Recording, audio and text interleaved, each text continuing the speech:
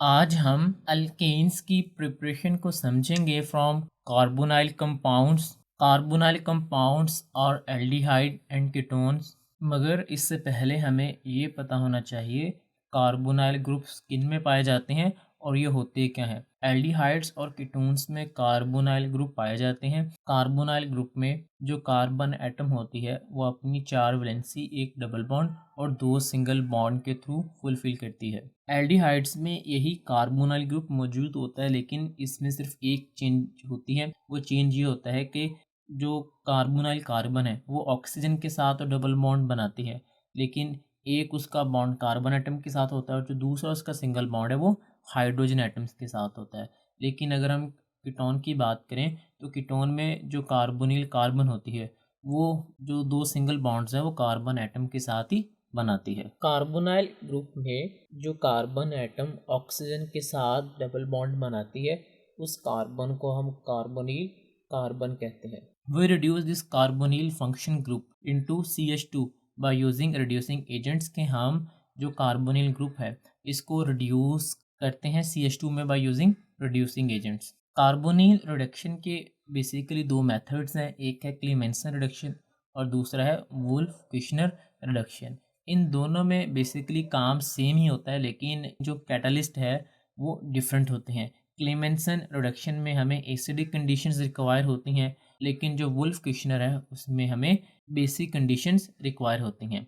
Clemmensen reduction में हमें zinc amalgam और HCl रिक्वायर होता है, लेकिन वुल्फ किश्नर में हमें हाइड्रोजीन और पोटाशियम हाइड्रोक्साइड रिक्वायर होता है। क्लेमेंसन रिडक्शन में एल्डिहाइड और कीटोन दोनों रिड्यूस होते हैं और वुल्फ किश्नर में भी एल्डिहाइड्स और कीटोन दोनों रिड्यूस होते हैं CH2 ग्रुप में। अब वन बाय वन इनके मैकेनिज्म को डिटेल में डिस्कस करते हैं। First one is Clemmensen reduction. General reaction में कीटोन हाइड्रोजन एटम के साथ रिएक्ट करता है in the presence of zinc amalgam and HCl और कन्वर्ट हो जाता है अल्केन में विद रिलीज ऑफ वाटर। अब बेसिकली यहाँ पर क्या होता है कि जो कार्बोनिल फंक्शनैलिटी है वो CH2 में रिड्यूस हो जाती है एसिडिक कंडीशंस में। अब ये किस तरह कन्वर्ट होती है मैकेनिज्म में देखते हैं। Here is a carbonyl functional group. Carbonyl functional group में क्या होता है कि जो हम कैटलिस्ट यूज़ करते हैं जिंक अमलगम, उसमें जो जिंक है एक मेटल है और जिंक बहुत जल्दी ऑक्सीडाइज हो जाता है और ऑक्सीडाइज होने के बाद वो 2 इलेक्ट्रॉन को लूज़ करता है। यही 2 इलेक्ट्रॉन्स कार्बोनिल कार्बन के पास जाते हैं और जाने के बाद कार्बोनिल कार्बन पर नेगेटिव चार्ज आ जाता है, जिसकी वजह से कार्बन और ऑक्सीजन के दरमियान जो डबल बॉन्ड होता है वो शिफ्ट हो जाता है ऑक्सीजन एटम पर। अब जो रिजल्ट में जो हमारे पास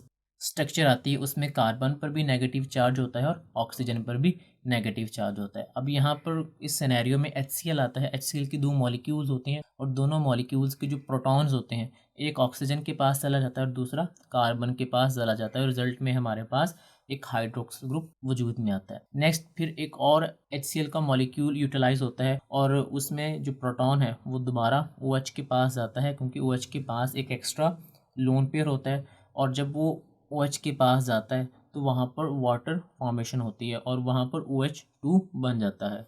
अब ये जो OH2 होता है वो कार्बन के साथ बहुत लूजली अटैच होता है। अगर यहाँ पर हल्की सी भी हीट प्रोवाइड की जाए तो यहाँ से बॉन्ड ब्रेक होता है और रिजल्ट में दोबारा कार्बन के ऊपर पॉजिटिव चार्ज आ जाता है। अब कार्बन के ऊपर पॉजिटिव चार्ज इसलिए आता है क्योंकि जब OH2 यहाँ से टूटता है वो कार्बन के इलेक्ट्रॉन को भी साथ ले जाता है। देन यहाँ फिर जिंक एटम आता है, ऑक्सीडाइज होता है और ऑक्सीडाइज होने के बाद उसके जो 2 इलेक्ट्रॉन्स हैं वो दोबारा कार्बन एटम रिसीव करता है और कार्बन एटम के ऊपर नेगेटिव चार्ज आ जाता है। अब इस नेगेटिव चार्ज को ख़त्म करने के लिए HCl का प्रोटॉन दोबारा कार्बन एटम्स के पास आता है और रिजल्ट में हमारे पास CH2 ग्रुप बन जाता है।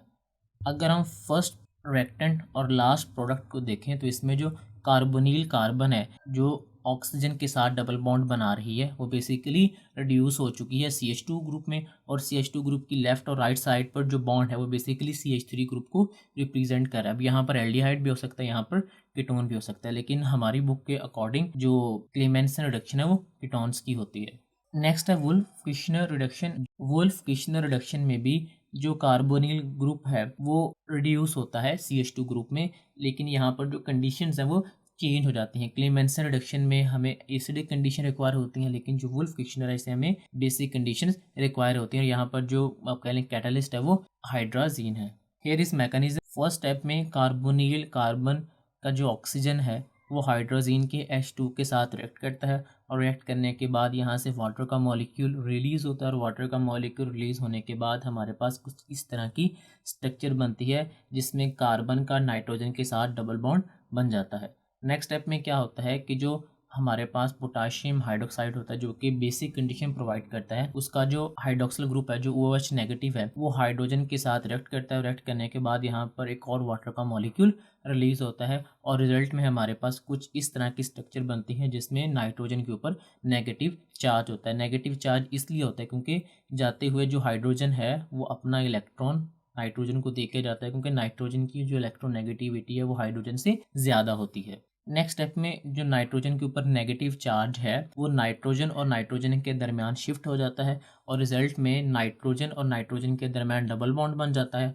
कार्बन और नाइट्रोजन के दरमियान जो डबल बॉन्ड था वो कार्बन के ऊपर नेगेटिव चार्ज की फॉर्म में आ जाता है। नेक्स्ट यहाँ पर क्या होता है, कार्बन के ऊपर जो नेगेटिव चार्ज है इसको ख़त्म करने के लिए यहाँ पर एक वाटर का मॉलिक्यूल आता है, और वाटर के मॉलिक्यूल में जो प्रोटॉन होता है जो H पॉजिटिव होता है वो कार्बन के साथ रिएक्ट करता है, और कार्बन का हाइड्रोजन के साथ यहाँ पर बॉन्ड बन जाता है। नेक्स्ट अगेन यहाँ पर पोटाशियम हाइड्रोक्साइड का एक मॉलिक्यूल आता है, और उसमें जो हाइड्रोक्साइड आयन है वो यहाँ से हाइड्रोजन को निकालता है जो कि NH के साथ अटैच है। NH में जो हाइड्रोजन है उसको हाइड्रोक्साइड आयन निकाल कर वाटर की फॉर्म में यहाँ से रिलीज होता है, और रिजल्ट में नाइट्रोजन के ऊपर नेगेटिव चार्ज आ जाता है। अब नाइट्रोजन के ऊपर जो नेगेटिव चार्ज होता है वो शिफ्ट होता है नाइट्रोजन नाइट्रोजन के दरमियान, रिजल्ट में यहाँ पर नाइट्रोजन गैस रिलीज होती है और कार्बन के ऊपर नेगेटिव चार्ज आ जाता है। बेसिकली इस स्टेप में क्या हो रहा है कि जो नेगेटिव चार्ज है वो यहाँ से शिफ्ट हो रहा है। नाइट्रोजन के ऊपर जो नेगेटिव चार्ज है वो दो नाइट्रोजन एटम्स के दरमियान शिफ्ट होता है, जिसकी वजह से